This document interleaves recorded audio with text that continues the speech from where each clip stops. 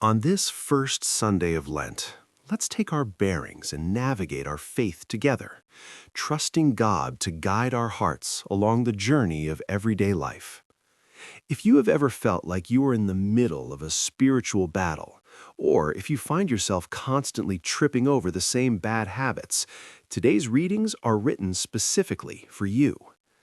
To really understand what the church is teaching us today, we have to look at a tale of two men.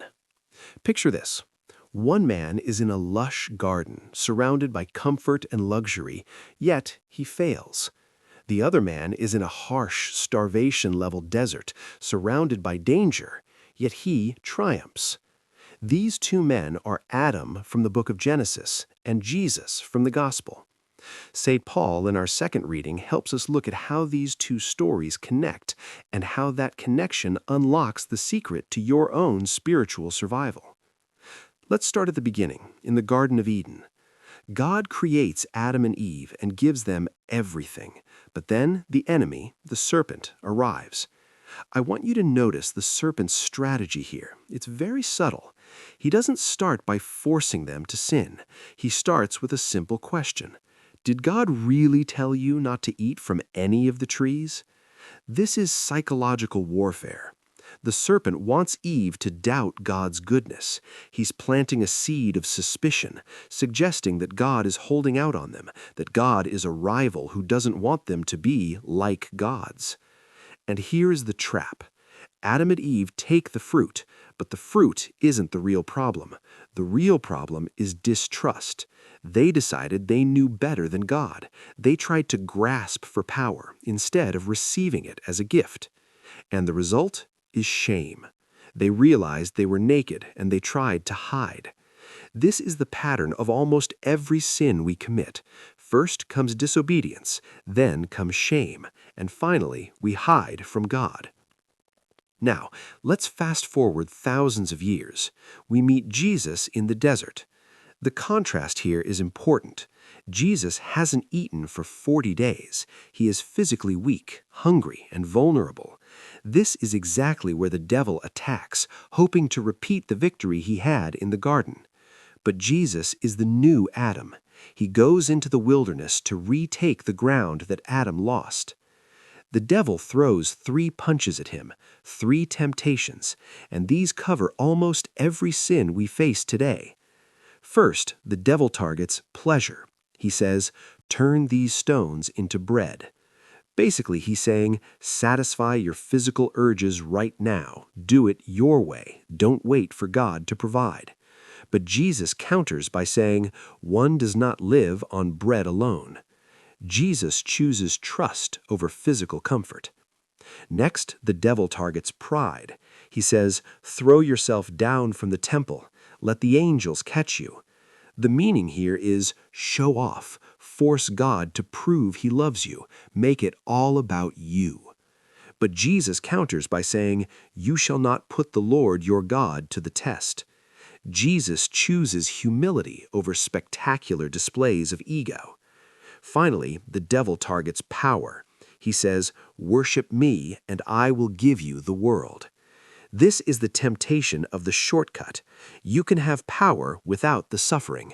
Just compromise your values a little bit. But Jesus counters by saying, the Lord your God shall you worship. Jesus chooses obedience to the Father over worldly power. So, what does this mean for us? St. Paul, in the letter to the Romans, acts like a commentator explaining the match we just watched. He uses a concept called typology.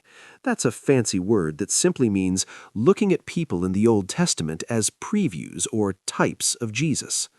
Paul argues that Adam was the head of humanity. When he fell, he dragged the whole human race down with him.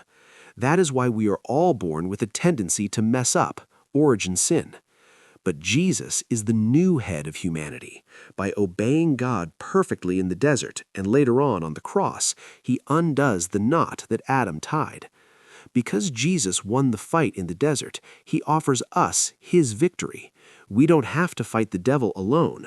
We fight with Jesus standing in front of us. So what does this mean for us? Based on these readings, here is a 3-step battle plan. Number 1. Stop chatting with temptation.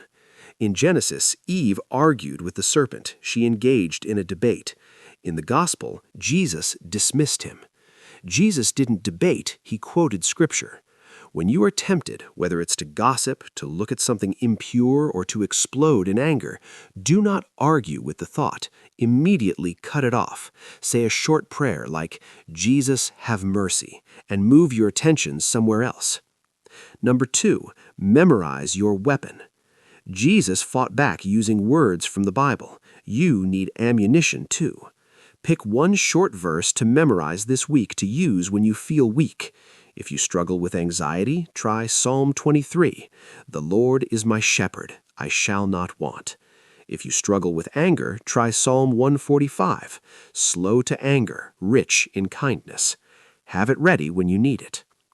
And number 3, the hiding check.